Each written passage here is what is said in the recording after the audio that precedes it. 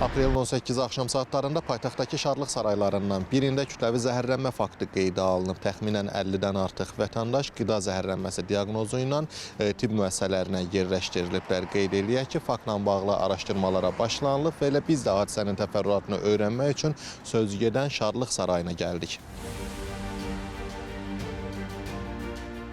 Şadlıq sarayının hər iki zalında tədbir olub. Tədbir olan bir zalda hadisə baş verib, zəhərlənmə faktı qeydə alınıb. İndi bununla bağlı araşdırma gedir.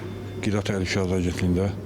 İndi hələ ki, nəticələr özümüzə də məlum deyil ki, səbəb nədən olub. Qidalar Qida Təhlükəsizliyi Agentliyinin sertifikasiya əsasında Şadlıq sarayına daxil olan qidalardır.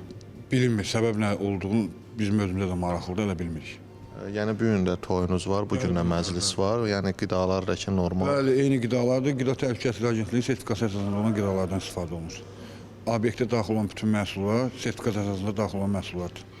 Qəribədir ki, aprelin 18-i 50-dən çox şəxsin zəhərləndiyi ehtimal olunan Şadlıq sarayında aprelin 19-u növbəti məclis keçirildi. Belə olan halda bu cür halın təkrarlanmayacağına kim zəmanət verir? Həmin ictimai yaşayış müəssisəsinin Şadlıq evinin fəaliyyəti Agentliyin Bakı Regional Bölməsi tərəfindən tam nəzarətə götürülüb və eyni zamanda baş vermiş hadisə ilə bağlı araşdırmalar hazırda davam etdirilməkdədir və təbii ki, bununla bağlı yekun qərar, həmçinin araşdırmanın nəticəsi ilə bağlı məlumatlar da sizə təqdim olunacaq.